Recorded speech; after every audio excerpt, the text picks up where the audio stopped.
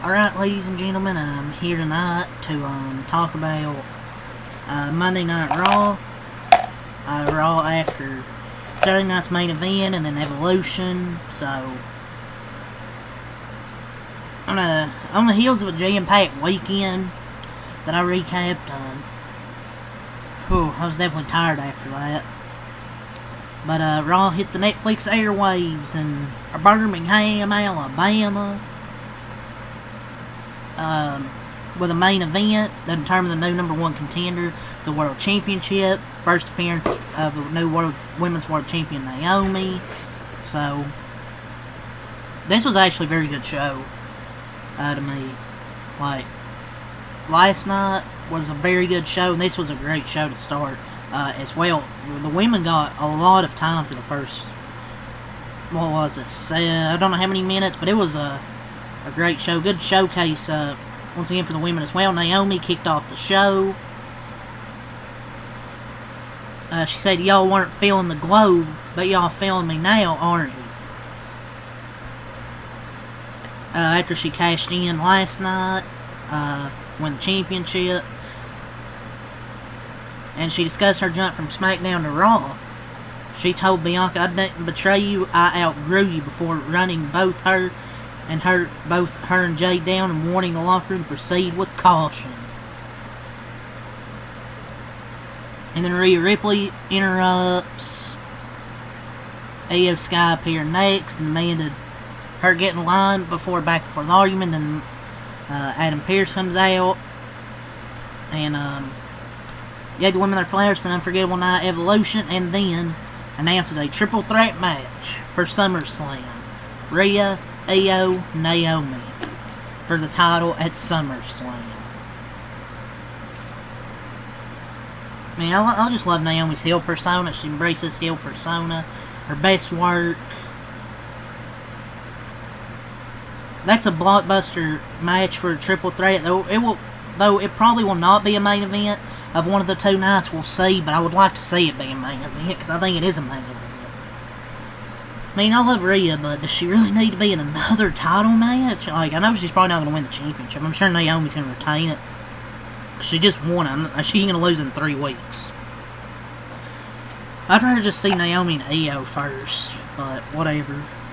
But yeah, this is a very great segment to start off the show. Definitely a great way to open.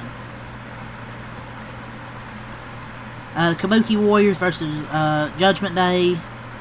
Asuka and Kairi Sane versus Roxanne Marie Kale.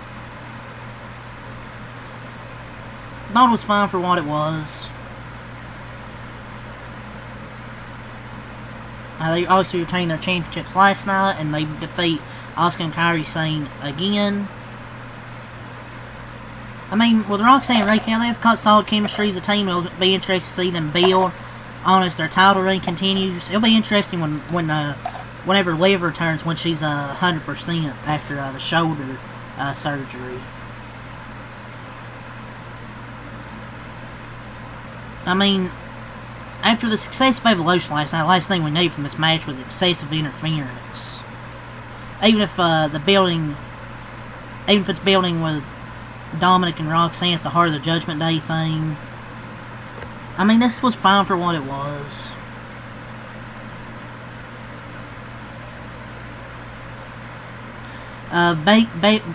Bayley and Lyra in a 2 out of 3 falls was a great match as well. Obviously Lyra was going to win, it's pretty obvious, but still a great 2 out of 3 falls match, and she'll be facing Becky at SummerSlam, where she'll maybe take the championship back.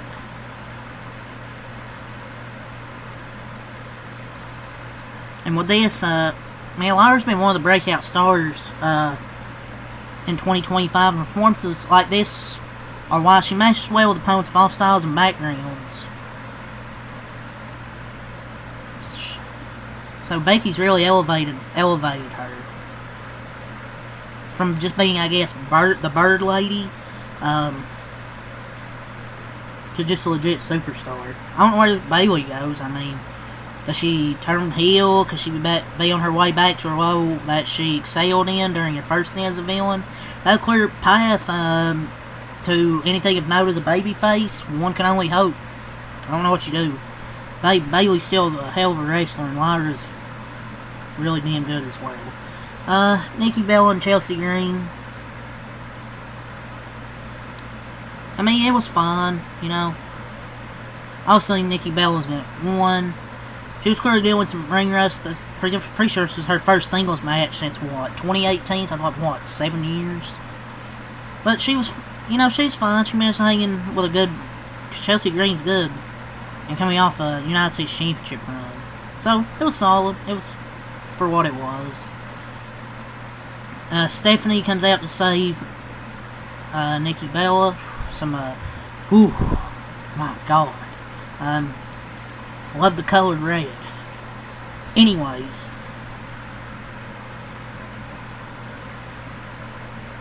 Gunther comes out. That's a promo. Just 48 hours removed from retiring Goldberg. He said he ended the myth of Bill Goldberg. And he said there's only one question to raise right now. Who's next? Because obviously there's a number one contenders match. And then Braun Breaker made his way to the ring, interrupting the champion who appeared amused by the badass presence. Paul Heyman, speaking for him, warned Gunther that Breaker's gonna break your ass at SummerSlam. Pause. But then we get the number one contenders gauntlet. And CM Punk got the win as you expected. Braun Breaker eliminates Penta first. Then next comes out L.A. Knight. Yeah. He got eliminated then by Braun Breaker. And then Jey Uso comes out next. Okay, it's just... I gotta point this out. So he takes him out, he does a suicide dive, he comes back in and goes up. And then it's just too much, man. Like, I do not need that in the middle of a gauntlet match. Like, I'm not here for the encore or whatever the fuck it is. Like, come on, dude. Like, we don't have to start doing this in the middle of the match. Thank God he got eliminated. And then CM Punk comes out, the last man. And CM Punk defeats Braun Breaker to advance to face Gunther at SummerSlam, which, I mean, it's the right move. I mean, I figured CM Punk was going to win when they announced this. So, CM Punk Gunther at SummerSlam, I thought this was fine, you know. But Breaker's clearly been fast-tracked for main event push, even more so with Seth Rollins' injury.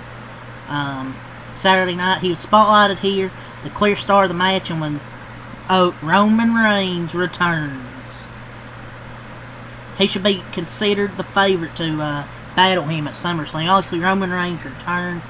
The heels are beating down Punk in the ring. Roman returns, clearing the ring and sitting tall with Jey and CM Punk to close the show. That was a good, solid gauntlet match to end it, and especially, man, it's kind of crazy how Roman's gone for so long, and even every time he comes back, his pops get louder and louder and louder. I thought it was a spectacular show, to be honest. Good way to follow Evolution. It's been a good, it's been a good 4 days, 4 straight days of covering wrestling shows. I'll be back for SmackDown on Friday. Get a few days off. Because, I mean, cover 4 straight days of wrestling. So, but what an ending to the show. The television show operates another level when Roman's on, when he's on. I think, I don't know what we're read at SummerSlam. But I thought the show as a whole was very good. You know, love the focus on the first bit with the women. And then Gunther and Punk being official. Paul Heyman putting over Braun big time. Looks like he's getting fast-tracked. Most likely with obviously Seth Rollins getting hurt. Roman returning. Felt like everyone was protected too. Penta versus Breaker felt like a coin toss. LA Knight was already injured. You know, Jey Uso got interfered with Breaker. Went through basically 3 matches before Punk beat him. So, thought everyone was protected good in the main event as well. And I think this is a pretty good pivot. I think it's the best possible pivot you can do. I think the original plan was going to be Roman and Seth. I think Roman was probably... I think he was at Saturday Night's Main Event. I think he's probably backstage. But then Seth got hurt and they had to pivot. I think this is the best pivot you can do.